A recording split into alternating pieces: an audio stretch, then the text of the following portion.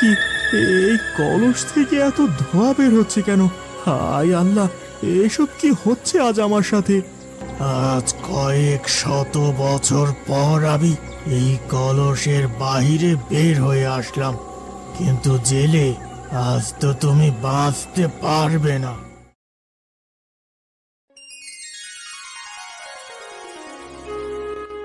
হেমায়েতপুর গ্রামে বাস করত এক গরিব জেলে। তার স্ত্রী ময়না এবং ছেলে হারুনকে নিয়ে সে বাস করত নদীর ধারে। নদীতে মাছ ধরে কোনো রকম টেনে টুনে চলত তার সংসার। একদিন সকালবেলা, কি গো, সূর্য উঠে গেছে সেই কখন, তুমি এখনো ঘুম থেকে উঠছো না? আজকে মাছ ধরতে যাবে না? হ্যাঁ গিন্নি, মাছ ধরতে তো যাবই, আর একটু ঘুমিয়ে নেই, শরীরটা তেমন ভালো লাগছে না। ঠিক আছে, তুমি আর একটু ঘুমিয়ে নাও, তবে তাড়াতাড়ি উঠে পড়ো কিন্তু। সামনে হারুনের পরীক্ষা, ও স্কুলের বকেয়া বেতন ও পরীক্ষার ফিস পরিশোধ করতে হবে। ঠিক আছে গিন্নি, আমি ওর স্কুলের বকেয়া বেতন এবং পরীক্ষার ফিস পরিশোধের ব্যবস্থা করব ইনশাআল্লাহ। মা, সামনে তো আমার বার্ষিক পরীক্ষা, আমি যদি বার্ষিক পরীক্ষায় ভালো রেজাল্ট করতে পারি তাহলে বাবাকে বলো না আমাকে একটা বাইসাইকেল কিনে দিতে। মন খারাপ করিস না বাবা, তুই তো জানিস আমাদের পরিবারের আর্থিক অবস্থা ভালো না, তবে মন খারাপ করিস না। ইনশাল্লাহ তোর বাবা একটু বেশি আয় করতে পারলেই তোকে বাইসাইকেল কিনে দেবে। কিছু সময় পর জেলে ঘুম থেকে উঠে প্রতিদিনের মতো তৈরি হয়ে যায় নদীতে মাছ ধরতে যাওয়ার জন্য। হ্যাঁ গো গিন্নি, আমি মাছ ধরতে যাচ্ছি, তুমি ছেলেকে তৈরি করে স্কুলে পাঠিয়ে দিও। মাছ ধরা হয়ে গেলে আমি জলদি ফিরে আসছি। ঠিক আছে, তুমি এসব নিয়ে চিন্তা করো না। হ্যাঁ গো, একটা কথা বলতে চাচ্ছিলাম। হ্যাঁ গিন্নি, বলো, কি বলতে চাচ্ছ তুমি? ছেলেটা একটা বাইসাইকেল কিনতে চাচ্ছে। সংসারের যে অবস্থা, আমি তো তোমাকে জোর দিয়ে বলতেও পারি না। কোনোভাবে কি ছেলেটাকে বাইসাইকেল কিনে দেওয়ার ব্যবস্থা করা যাবে? ঠিক আছে গিন্নি, তুমি যখন বলেছ তখন আমি চেষ্টা করব হারুনের জন্য একটা বাইসাইকেল কেনার, বাকিটা আল্লাহ ভরসা। সামনে ওর বার্ষিক পরীক্ষা, আমি বলেছি বার্ষিক পরীক্ষার রেজাল্ট ভালো করতে পারলে আমরা ওকে বাইসাইকেল কিনে দেওয়ার ব্যবস্থা করব ইনশাল্লাহ। আমি সর্বোচ্চ দিয়ে চেষ্টা করব আমার ছেলের শখ পূরণ করার জন্য। আমি তাহলে এখন চললাম, এমনি অনেক বেলা হয়ে গেল আজকে। এই বলে জেলে বাড়ি থেকে বের হয়ে গেল নদীতে মাছ ধরতে যাওয়ার উদ্দেশ্যে। হাঁটতে হাঁটতে জেলে পৌঁছে গেল নদীর পাড়ে। জেলের একটা নিয়ম ছিল, সে মাছ ধরতে গেলে নদীতে 5 বারের বেশি জাল ফেলতো না।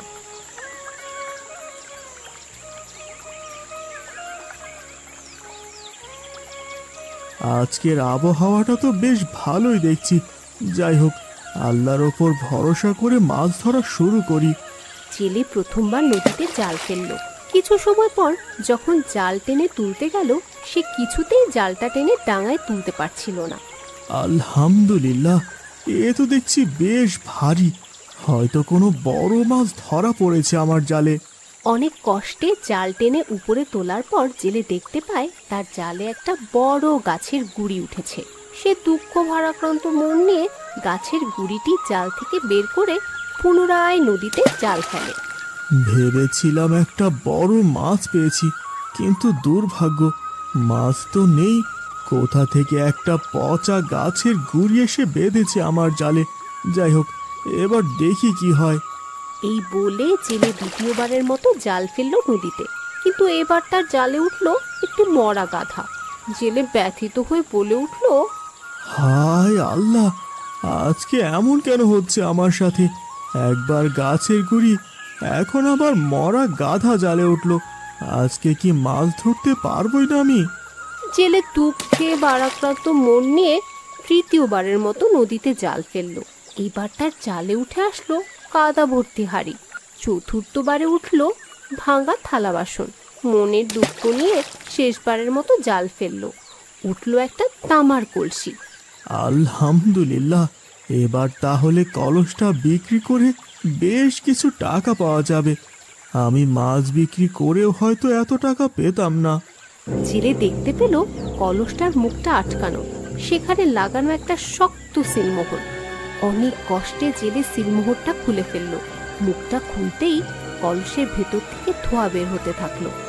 সে কি, এই কলস থেকে এত ধোঁয়া বের হচ্ছে কেন? হায় আল্লাহ, এসব কি হচ্ছে আজ আমার সাথে? কলস থেকে কুণ্ডলি পাকিয়ে ধোঁয়া উঠতে উঠতে কলসের ভিতর থেকে বেরিয়ে আসলো এক ভয়ঙ্কর দৈত্য। দৈত্যকে দেখে জেলে ভয়ে হাত পা কাঁপতে লাগলো। আজ কয়েক শত বছর পর আমি এই কলসের বাহিরে বের হয়ে আসলাম, কিন্তু জেলে, আজ তো তুমি বাঁচতে পারবে না। আমি আমি তো তোমাকে কলসের ভেতর থেকে মুক্ত হতে সাহায্য করলাম, কিন্তু তুমি আমায় মারবে কেন বলো? সে অনেক কথা, সেসব এখন বলার সময় কোথায়। তুমি প্রস্তুত হয়ে নাও, আমি তোমায় মেরে ফেলবো এখন।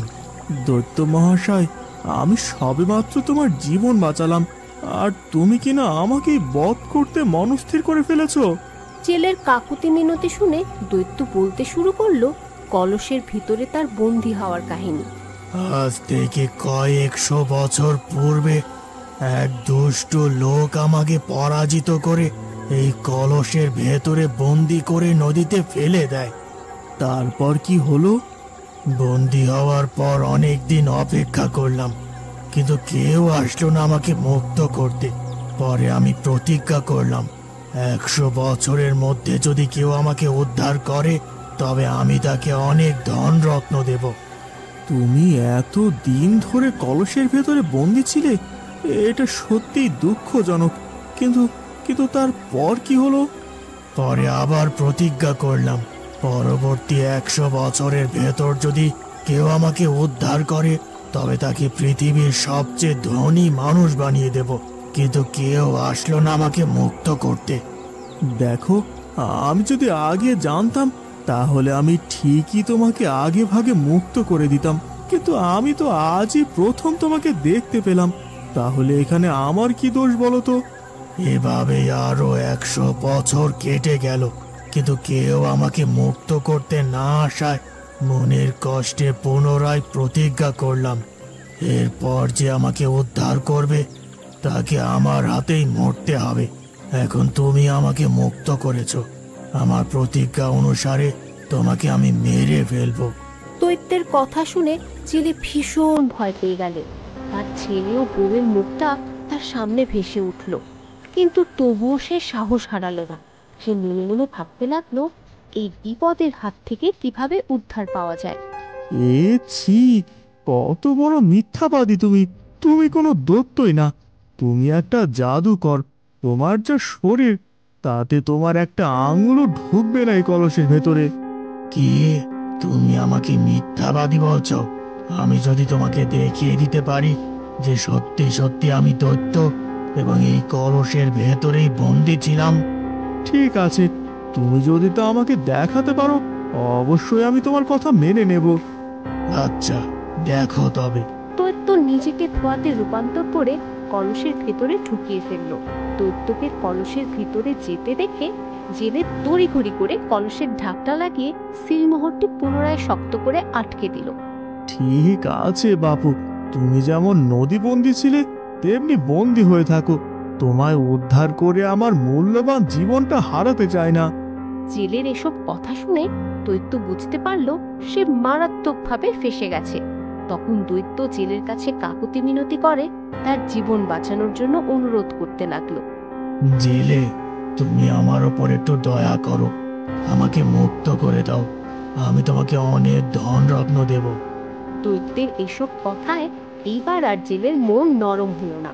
সে দৈত্যকে বলল, তুমি আমাকে মেরে ফেলবে, তোমাকে মুক্ত করে দেওয়ার মতো ভুল আমি আর করব না। জেলের কথা শুনে দৈত্যটা অনেক কান্নাকাটি করলো। তখন জেলে তাকে বলল, তুমি কি বাদশা আসলাম আর হেকিম রায়হানের গল্প শুনেছ? না, আমি তাদের গল্প শুনিনি। আচ্ছা, আমি তাদের গল্পটি তোমাকে শোনাচ্ছি, শোনো তাহলে। বাদশা আসলাম ছিলেন একজন নির্মম বাদশা। একবার সে ভীষণ অসুস্থ হয়ে যায়। অনেক চেষ্টার পরেও রাজ্যের নামি দামি হেকিম বৈদ্যরা তাকে সুস্থ করে তুলতে পারেনি। শেষে হেকিম রায়হান এসে চিকিৎসা করে তাকে সুস্থ করে তোলে। হেকিম সাহেব, আমার রাজ্যের বড় বড় কবিরাজরা যেখানে ব্যর্থ হয়েছেন, সেখানে আপনার চিকিৎসায় আমি সুস্থ হয়েছি। আপনার প্রতি আমি চিরকৃতজ্ঞ। আমি চাই আপনি আমার ব্যক্তিগত চিকিৎসক হিসেবে আমার সাথেই থেকে যান। জাহাপনা, আপনার হুকুম অমান্য করার স্বাদ কি আর আমার আছে? আমাকে আপনার সেবা করার সুযোগ দেওয়ার জন্য আমিও আপনার প্রতি কৃতজ্ঞ। বাদশাহ খুশি হয়ে হেকিমকে অনেক উপহার উপঢৌকন প্রদান করেন। হেকিম সাহেবকে রাজা অনেক পছন্দ করতেন। এটা রাজসভার অনেকেরই সহ্য হতো না। তারা বিভিন্নভাবে থেকে হেকিমের বিরুদ্ধে বাদশাহের নিকট অনেক মিথ্যা অভিযোগ উপস্থাপন করত। একদিন বাদশাহ তার দরবারে বসেছিলেন। জাহাপনা, আমি বিশ্বস্ত সূত্রে জানতে পেরেছি এই রায়হান কোনো চিকিৎসক নয়, সে আসলে একজন জাদুকর। জাদু করে সে আপনাকে সুস্থ করে তুলেছে।